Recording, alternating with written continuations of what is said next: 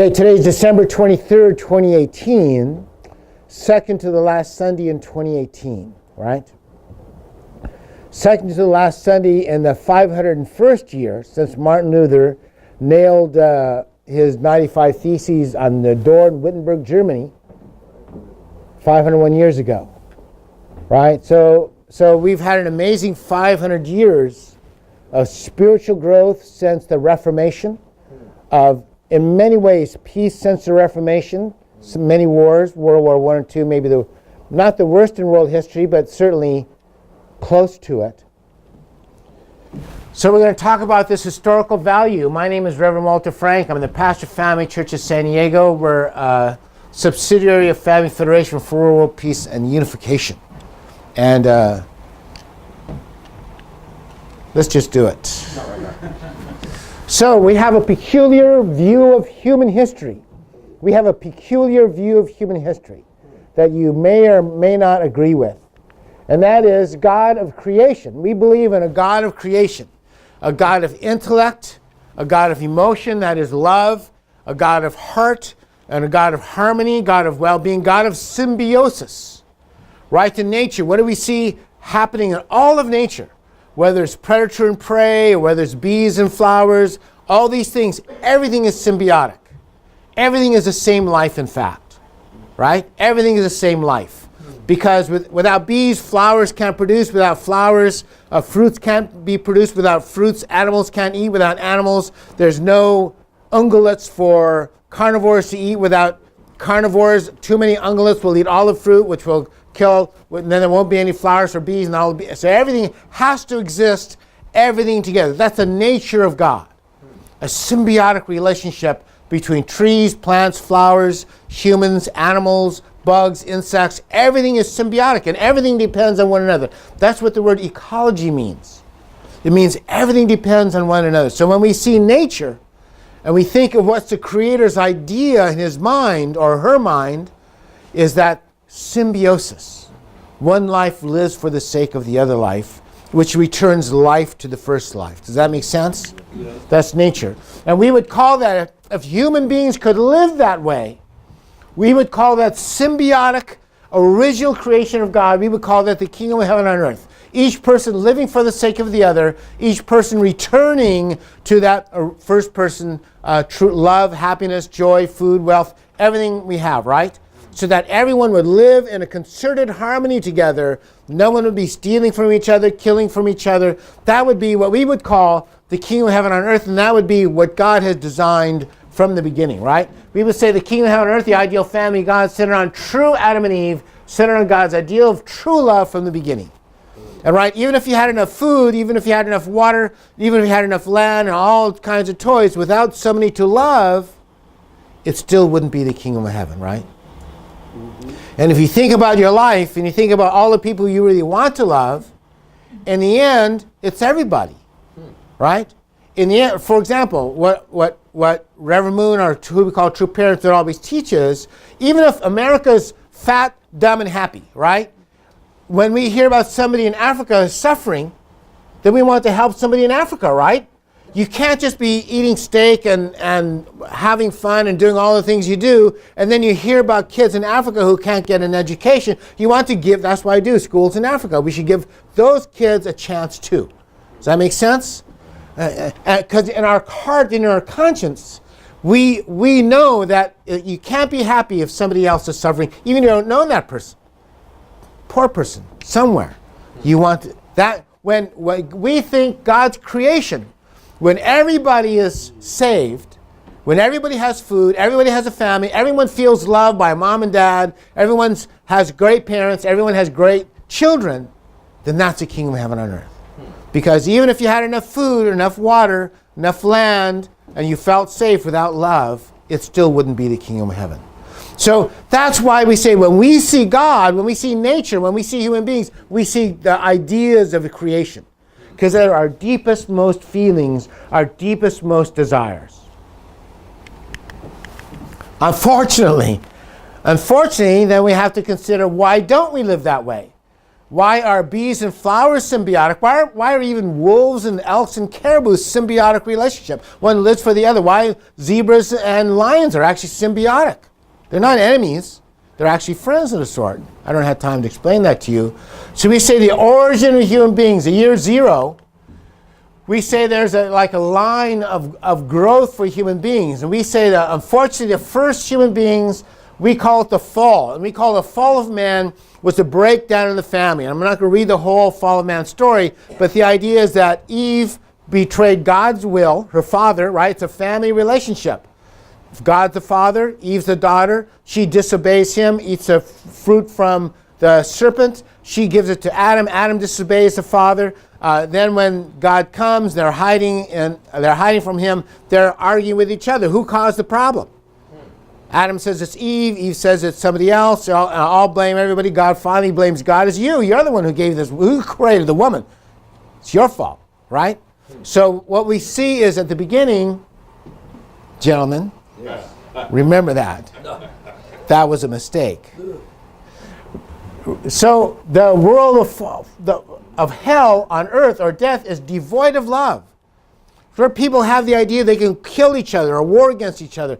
There's the idea of racism or every other kind of ism that says you're no good, the other person's no good, your neighbor's no good. So we call below this line the world of the fall or hell on earth, right? And for the first human beings, if I just went through human history and we read about the history of Egypt or Sumeria or the Greeks or Romans, it's hell.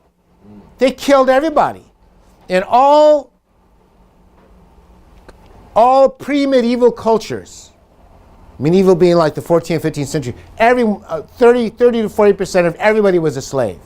Whether it's Egypt or Arabia or Greece or Rome, 30% of the population is enslaved and are murdered at will, tortured to death, right? I mean, that's this world here, right?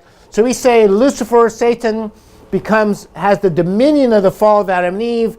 We see that in the breakdown of the family through the murder of the murder of Cain killing Abel. In Genesis 6:6, only evil continually were the thoughts of human beings. And we look at early part of human history, there's only wars, conquest, slavery, torture, every evil imaginable under the sun, and many things you could not imagine. You know, they had this thing on the History Channel, the 10 worst tyrants in human history. Anybody else see that? History Channel. Just unbelievable, horrible. Unbelievable horror of the first 2,000 years of human history. The second 2,000 weren't much better. The third 2,000 were really, really bad because we could see some of it, right? So how does God change it? How does God save us? God works so since the first fall of man was through one family, right? The first family there must be a resurrection of human life through another family. We say, of course, that's the family, on the family level, the first family that obeys God, is faithful to God, is the opposite of Cain and Abel, disobeying God, creates an ideal family, or at least a good family. We say this Abraham, Isaac, Abraham, Sarah, and Isaac, right? Faithful to God. Sarah loves Abraham. Abraham loves Sarah. Sarah risks her life. Again, I'm not going to read the whole story, but Sarah risks her life to save Abraham in Egypt and in Goshen, I think, whatever the other country is, right? Isaac becomes the most faithful son, and they display faith, obedience to God on a family level.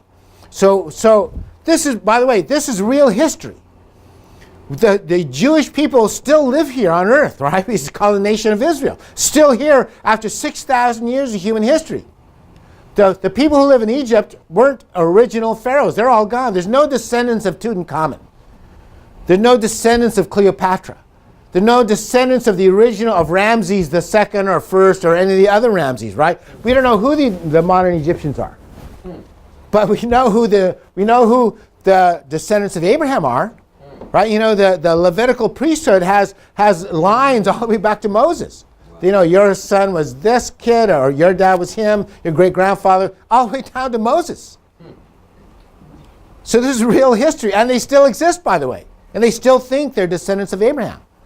So this is something that nations come, nations go, nations rise, epochs come, empires rise and fall. But somehow Jews are always here. Somehow the Torah is always here. Somehow the Tanakh is always here. Right? Other religions come and go. The Hittites, who are the Hittites anymore? Who are the Phoenicians? Anybody know the Phoenicians? No more Phoenicians. They're all gone. But the Jews, remember, this is real history. That's why I want to make you clear you understand. This is a real solid history that you can count on. So we say, and then the family increases to Isaac and Jacob. Jacob and Esau, the opposite of Cain and Abel, instead of killing each other, actually in fact love each other. This is the opposite of evil human history. God's good history is the opposite of killing each other. Right? I'm sure we have some parents in the room, and if your sons don't kill each other, you're really happy, right? You think that's good. Brothers are fighting with each other, parents cry.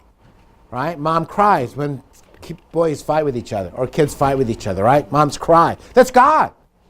God cries. So we say that based on Jacob and Esau and the sons of Jacob, Joseph, the 12 sons began a new nation of Israel. You have all these other nations. You have Egypt and Samaria and the Hittites, the Babylonians, the Persians, the Greeks, the Romans. They're all killing, raping, enslaving, doing every evil imaginable under the sun. And if you understood anything about real Greek history, you will be glad you live in the 21st century. I am. Right? So we say there's some time period. So there's some time period under the total dominion of Satan where there's only murder and slavery, conquering, killing, raping, murdering, torturing. Torture was common. It's every day they tortured people. And if you read about the history of Egypt or Xerxes, their tortures were just so horrible you can't, it shrivels your heart to hear it. Right? But then a new nation is coming. We say the conditions of faith of Abraham's family to obey the word of God, restore husband-wife loyalty, parent-child loyalty, brother love, establish a foundation to create a nation that's separate from the rest of the world.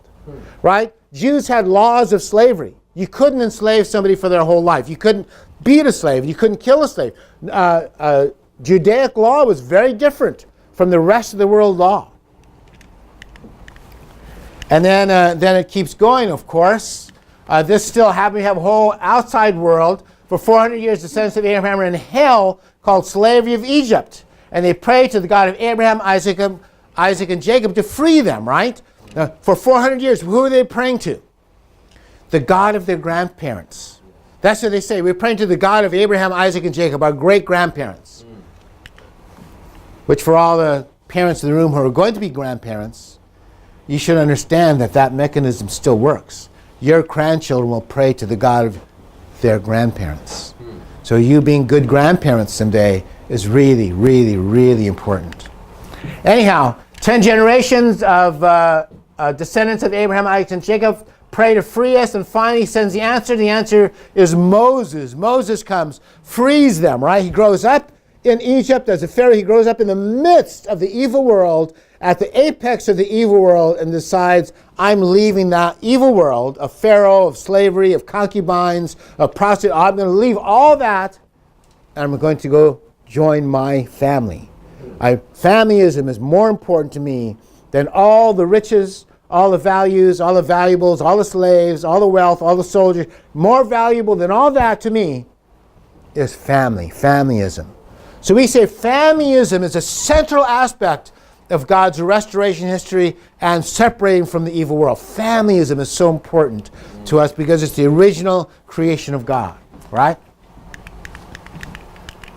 I've forgotten what this slide even is, actually. So God sends, after Moses, God begins to send prophets, and then prophets like Isaiah, Hosea, Micah, they give prophecies of the kingdom of heaven on earth, right? For example, every man shall have a vine and fig tree. There'll be no more war. There'll be no more slavery. True love and family, societies and nations are coming, but they're all based on the coming Messiah. So here's what happens, right? So then God answers Moses. People, they pray. They're finally free. 400-year period of judges and tribes. So they leave Egypt, fighting their way out of Egypt, come to the land of Canaan, which is the present nation of Israel right now, spend 400 years under righteous judges, like Samson, like Deborah, like Gideon, right? And they're always, unfortunately, warring with the Philistines, the Filistinos, Syria, all those Hittites. They're fighting all those guys, right? All the time. War, war, war. But they're trying to survive, and they're trying to pray, and they're trying to create their religious culture centered on the laws of Deuteronomy and Numbers, right? And then finally, a super king comes. You got, Mickey, what's the super king's name? He's after Saul and before Solomon. David. King David, that's right. You didn't let Mickey answer. Anyhow, you heard modern times, right? Obama used to call the area of the Middle East, remember what he used to call it? He used to call it the Levant. The Levant was David's kingdom.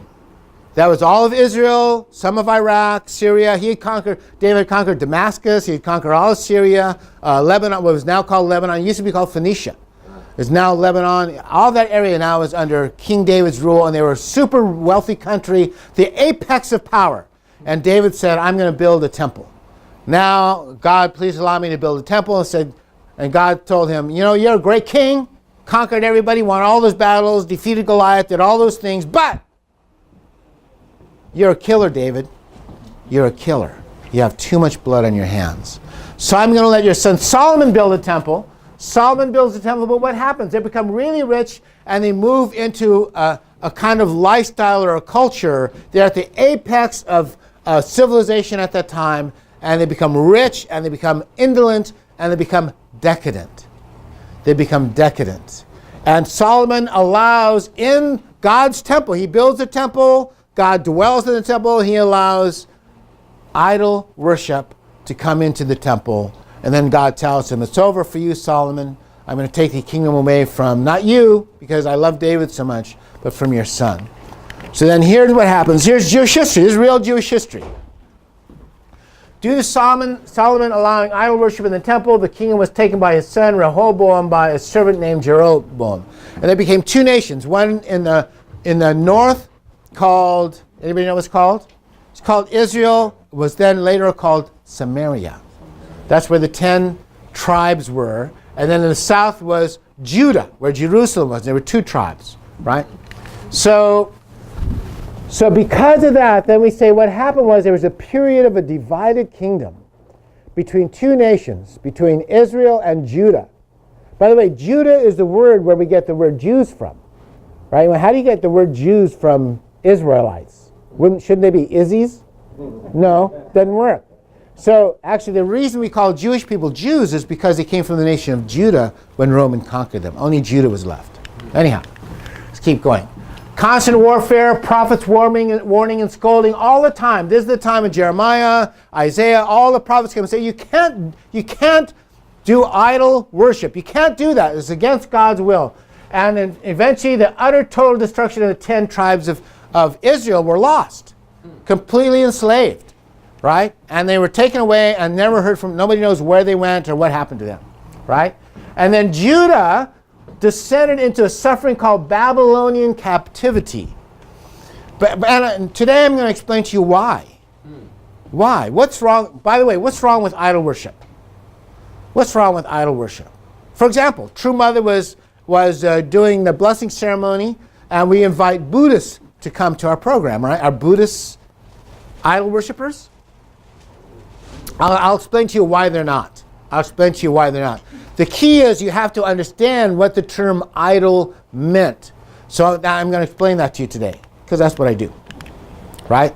So because of this, then from the apex of civilization in the Middle East, the most powerful nation under David, they fell into the 7 years of what's called Lamentations, where in Babylon, where Haman tries to kill them all. But then you have faithful people like Esther, like Daniel, and other kinds of people. And so they go through the 7-year period of suffering in Babylon to kind of restore the purification in Babylon, to kind of restore the faith. But let me talk to you about idol worship, because you won't understand. You'll think, are they just praying to a rock and they think that's God and that's really wrong? Yeah, it's dumb, but it's not as sinful as real idol worship. And I'll tell you, these were the idols that they were worshiping. I'll explain to you. Moloch is the biblical name of a Canaanite god associated with child sacrifice. So when the Bible says they're worshiping Baal, it's not just because it's a giant bull and they think that's God and they're confused. It's because people who follow Baal sacrifice children, living children. They had this big thing. There's a big fire here. I mean, they throw living children into the fire and say, God of Baal, please help us, bring rain, or whatever they would pray for, right? May I win the lottery ticket, whatever. The name of this deity is also sometimes called Moloch, Milcom, or Malcolm. Rabbinical tradition depicted Moloch as a bronze statue heated with fire in which victims were thrown. This has been associated with reports by Greco-Roman authors on the child sacrifice in Carthage to Baal Haman, especially since archaeological excavations since the 1920s have produced evidence for child sacrifice in Carthage, as well as inscriptions including the term MLK. Let's go to the next one. It was the rite of child sacrifice, and Moses said it was one of the detestable things the Lord hates, right? So when we say that the kings of Israel were worshiping idols, we don't mean they were just like thinking that statue is good or something. They were sacrificing their children. They were sacrificing children to this evil idea of what God is like, right? Deuteronomy 12:31, you must not worship the Lord your God in their way, because in worshiping their gods, they do all kinds of detestable things the Lord hates. They even burn their sons and daughters in the fire as sacrifice to their gods. So God says, whatever you don't, do that. Does that make sense? Yeah. Now, us modern people would think, of course, that's unbelievably horrible. But that's what the world was like. That's what the world was like in the 5th, 6th century. Leviticus 18:21 and Deuteronomy 2, the Torah contains a number of implications against and laws forbidding child sacrifice and human sacrifice in general. The Tanakh denounces human sacrifice as barbaric customs of Baal worshippers. Read it in Psalms 106. So when Jeremiah, the prophets, Elijah is fighting the chief priests of Baal, what are they fighting? They're fighting child sacrifice and human sacrifice. King of Moab gives his firstborn son and heir as a whole burnt offering. In the book of prophet Micah, the question asked, shall I give my firstborn for my sin, the fruit of my body for the sin of my soul? And responded in this phrase, God has shown all you people what is good. And what does Yahweh require of you? To act justly, and to love mercy, and to walk humbly with your God. The Tanakh also implies that the Ammonites offered child sacrifice to Moloch. So what does God ask you to do? Sacrifice again? No. Be humble in front of God. Act justly to people. Right? That's a give and take symbiotic relationship. Act justly. Justice means, there's always a balance. It gets worse. 1921, the largest cemetery of sacrificed infants in ancient Near East was discovered at Carthage. It is well established that this rite of child sacrifice originated in Phoenicia. Anybody know where Phoenicia is? Lebanon. Right here. See, this is Phoenicia. Here's Israel. Here's Phoenicia, and part of this is actually part of Israel. So when we say that this child sacrifice went on in Israel, we know that it originated in what was now called Lebanon, right? Just across the border. And was brought to Carthage by Phoenician colonizers. Hundreds of burial urns filled with cremated bones of infants, mostly newborns, but even some children up to age 6 years old, as well as animals, have been uncovered at Carthage. They were buried there between 8th century BC and the fall of Carthage during the Third Punic War in 146 BC. So this is like 700 years before Jesus. On the burial monuments that sometimes accompany the urns, there was often inscribed the name or symbol of the goddess Tanit, the main Phoenician female deity, and her consort Baal Haman, or Baal. Infants and children were regularly sacrificed to this divine couple. Do you understand the divine couple, Baal and later Ashtaroth, as the opposite of what we consider would be true parents or ideal parents or heavenly parents? So 100%, 180 degrees the opposite of what we believe in as blessed couples. And where did it begin? Phoenicia, right here. Lebanon, just north of Israel. This is Israel right down there. Okay. Sacred prostitution. Okay, gets even worse. Temple prostitution, cult prostitution, and religious prostitution are general terms for a sexual rite consisting of sexual intercourse or other sexual activity performed in the context of religious worship, perhaps as a form of fertility rite or divine marriage. This is Babylon. The foulest Babylonian custom is that which compels every woman of the land to sit in the temple of Aphrodite and have intercourse with some stranger at least once in her life. Right? That was the law. That when we say only thoughts of evil all the time were in the minds of normal human beings. This was the law in Greece. The Hebrew Bible makes it clear that cultic prostitution has no place within Yahweh's worship.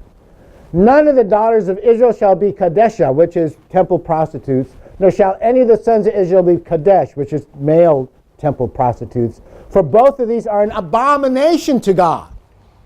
Does that make sense? So when we hear about the prophets fighting against Ashtaroth or the Baals, the priests of Baal, that's what they're fighting. They're fighting temple prostitution. Does that make sense? The most shocking endorsement of Israel's buying into Canaanite religion was the construction of a temple for the worship of Baal at Samaria. This, as mentioned above, was promoted by Ahab and Jezebel, his wife, who was the daughter of the Tyrian king Ethbaal. This temple was constructed with the help of Tyrian artisans, along with altar to offer sacrifices, a sacred pole or wooden image. Because of this apostasy, judgment was poured down out on Ahab and Jezebel. You know that story, right? During the reign of Manasseh, Canaanite religion was appropriated by the people of Judah from Geba to Beersheba. So even the Judeans accepted Baal and child sacrifice. So when we hear, later Josiah cleansed Jerusalem of the excess of Canaanite worship.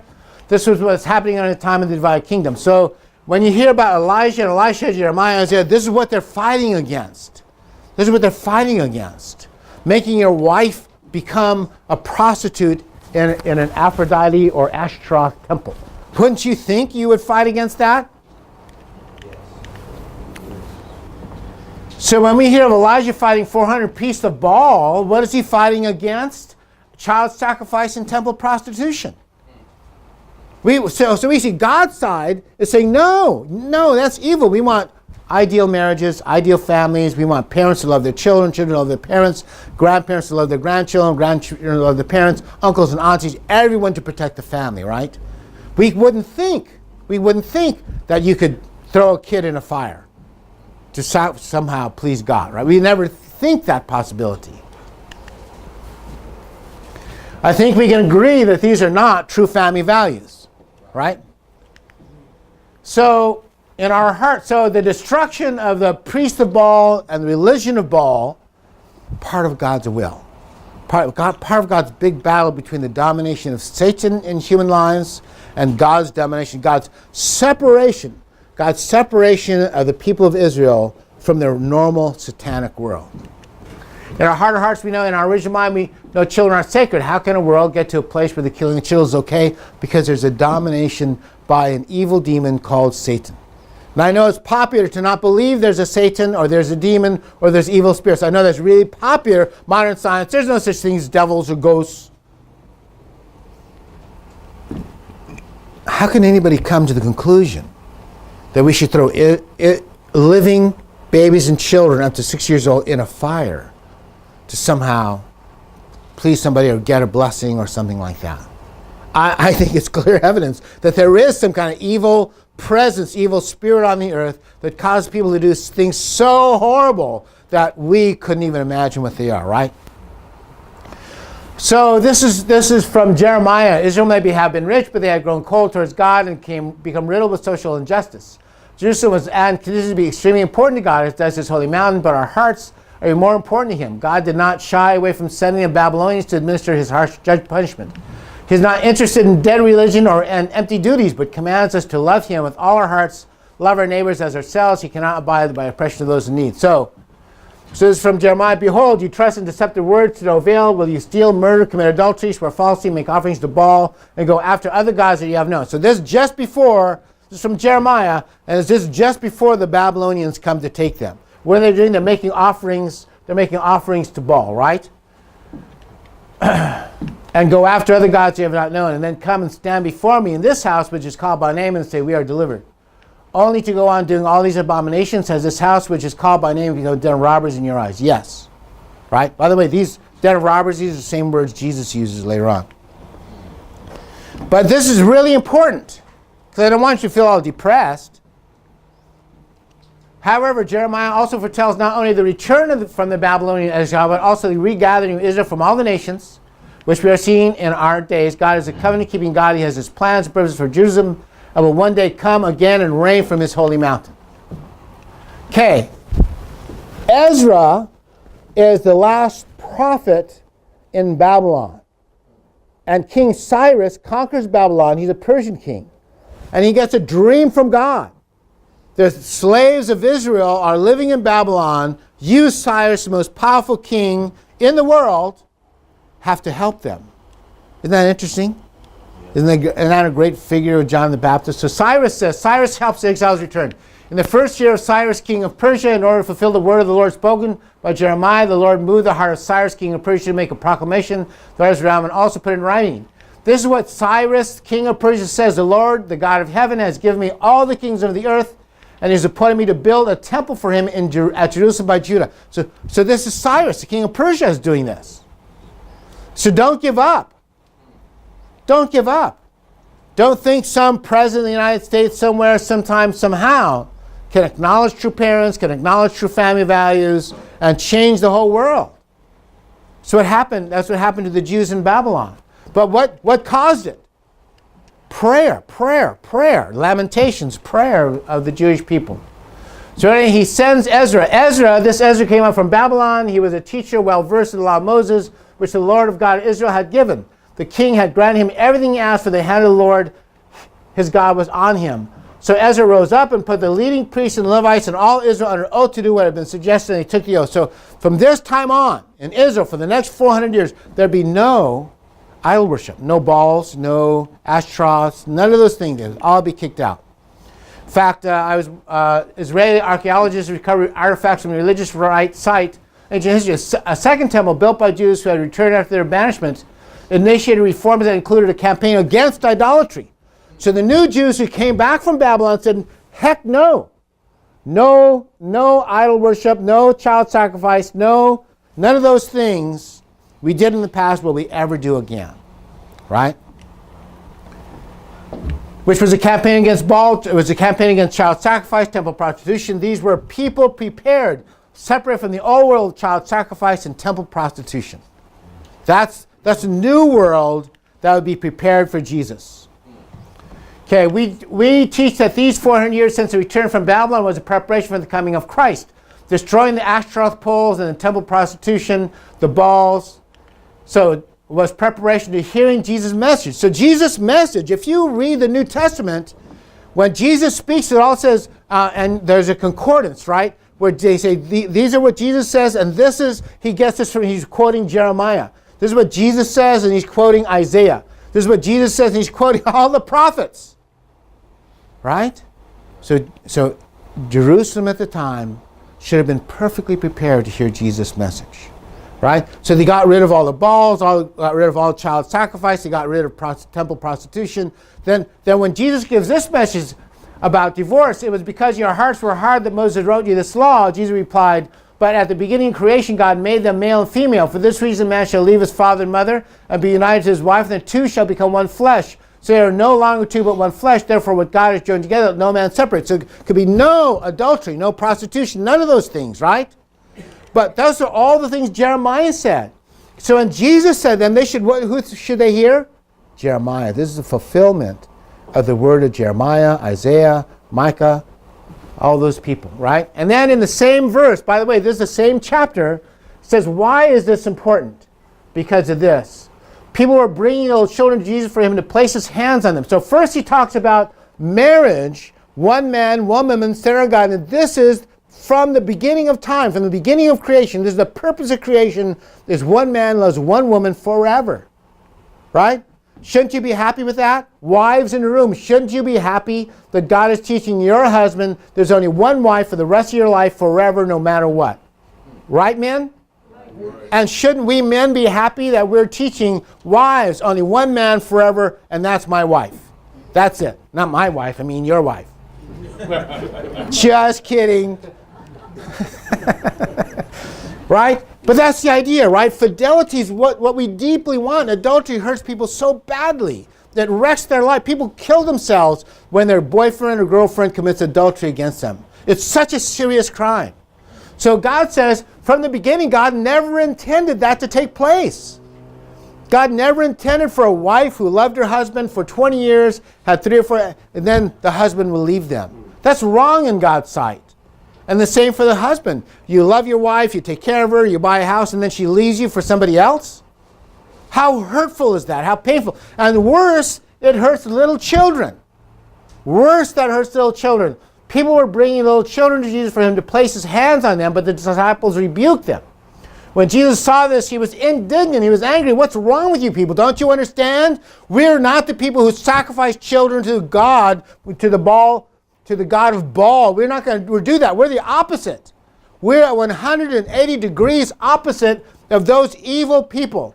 Right? He said to them, let the little children come to me and do not hinder them, for the kingdom of God belongs to such as these.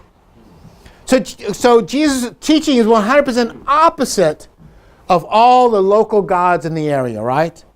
People who would sacrifice their children, people who would sacrifice their wife to be temple prostitution or their daughters to temple prostitution.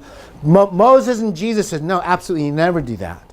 That's an abomination in God's sight. It's horrible. Don't do it. Be true. Be pure to your spouse. Or be celibate. I prefer to be true to my spouse myself. So, in the 21st century, what are we teaching? I wanted to tell you that we're teaching the exact same thing that Jeremiah taught, that Moses taught, and that Jesus taught. We're teaching the exact same things. True parents are preaching the blessing of marriage. Because why? Because children are sacred. Because motherhood is sacred. Jesus, true parents, we preach sexual fidelity, no pre or post marital sexual infidelity, right? Why? Because it makes for a stronger marriage. And a stronger marriage makes for better children. When children feel loved, they become good children. So easy. So let's be proud of our teaching and our lifestyle, right? The laws of God. When we say the laws of God, no adultery, none of these things, we say it because they're the laws of love. They're not some arbitrary God law, just okay, no adultery for you, no fun for you. That's not true. You get more pleasure in life, more happiness in life by being loyal to one another than you do than being disloyal to one another. Than you do to being disloyal to one another. And ask anybody who's been disloyal. I'm a business guy, right? I see guys, rich guy, big companies, they become disloyal to the wife, commit adultery, get sued, go to jail, lose their business. It's miserable, but just should have been just stay married to your wife. Would have been a lot easier, and you'd be a lot happier now, and you'd be a lot richer. Anyhow, so we're seeking anyone with original mind. So this is the original ideal, right? God's ideal family in the kingdom of the peaceful ideal world. We say that true love is a wealth. The reason all of creation exists is for true love. Once we possess it, true love makes us the centers and the owners of the universe. True love is God's essence and the manifestation of his will and power. When we are bound together in true love, we can be together forever, even into the spiritual world, continually increasing in the joy of each other's company. The attraction of true love brings all things in the universe to our feet.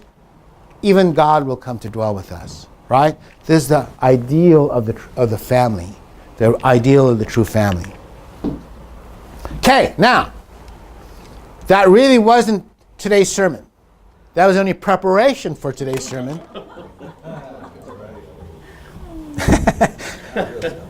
And really, today's program is brought to you by True Mother.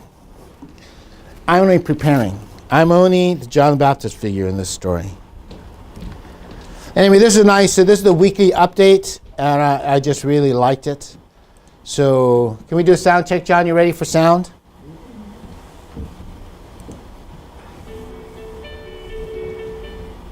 A little louder. Brothers and sisters, Merry Christmas, Happy New Year, and have a happy holiday. And thank you so much for your support. And can that record his voice? Spirit really brought great victory here in America, centering on true parents, centering on all brothers and sisters, all blessed central family. Throughout the year 2018, we brought the great victory for the sake of heavenly parents and for the sake of all blessed central family throughout the 50th day. And True Mother, last month, November 12th, we all remember she came back to New York once again and gave a wonderful God's message, saving the people, saving the nation of America. And with this victorious spirit, True Mother went to South Africa and Zimbabwe and South Asia, and true parents proclaim new heavenly Africa and new heavenly Asia and Pacific world. This is really God's blessing centering on True Mother. Still, I remember all throughout the year True Mother's message at the Nassau Coliseum.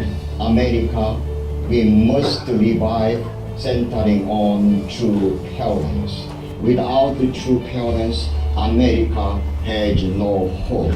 How can we save this country, and how can we make it this country again? God bless nation America. Centering on true parents and attending true parents. This is the only way we can make it this country once again God-centered nation. True Mother proclaim, let us all participate in true love movement. True love movement. Family movement. True family And movement. True Mother after speech at the Chuksunghwan victory dinner with 500 pastors. I have hope because of each one of you.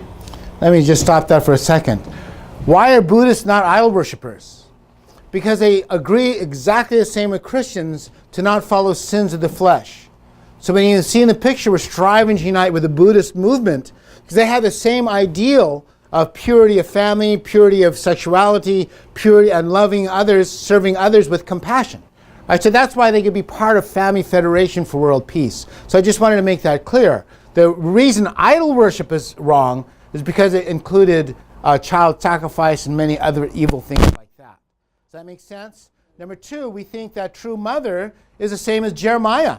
When Jeremiah was preaching to Hezekiah and all those guys, if the kings of Israel, if all the people said, let's unite with Jeremiah, let's listen to him, kick out the Baals, kick out the Ashtaroth, kick out all those false idols, would that have saved the nation of Israel? Yeah, absolutely. There'd be no need for Babylon, no need for all those slavery. They would rise to the top. So we believe it's the same thing. True parents are teaching what? Just like he said, true love. Love God, true family values, love your wife, love your husband, serve your children, serve your community. We think that would save America if people would simply listen to that, listen to that. Let's continue. This is true parents' desire.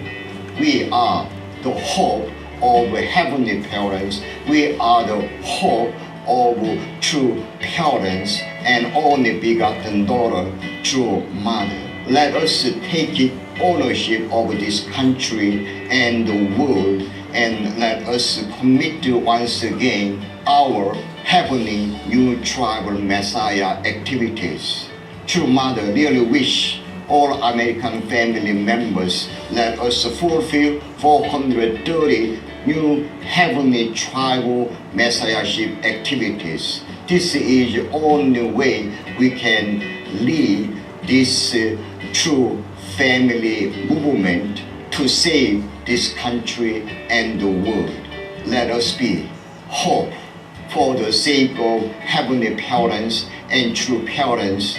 New year coming 2019. So we will have another great year before year 2020, and we will bring America is the first 천일국 first class nation. Once again, thank you so much. Because of you, I have great hope throughout the year 2018 and coming year 2019. Thank you, thank you, thank you. God bless you all. Hello, brothers and sisters. February is coming soon. What's so special about We're going to do February later. She's asking to go on the pilgrimage, which I already did. Thank you very much. But anyhow, that's a FFWP one here. I really just wanted to hear Reverend Kim's message. Okay, so is that interesting? This is what I'm looking for.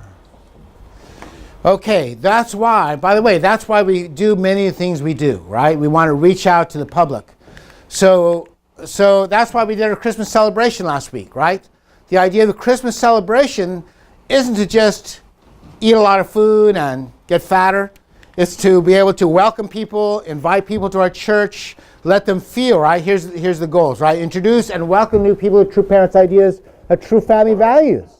That's the idea of a Christmas celebration, to let people realize it's a good church and loving fellowship. We've received persecution and negativity since almost the beginning, right? And so we want to invite people to have good feelings and thoughts of True Parents Creation, which is our church. We represent True Parents in San Diego. So our guests were, that should be, probably somebody misspelled that. That should be our wonderful regular attendees. People come to church every week, right? God bless you. I'll talk to the editor.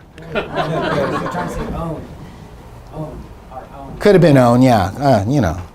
Could have been owned, could have been wonderful. I chose wonderful just like as a heavenly inspiration. And many of our members who don't usually attend church come on Christmas.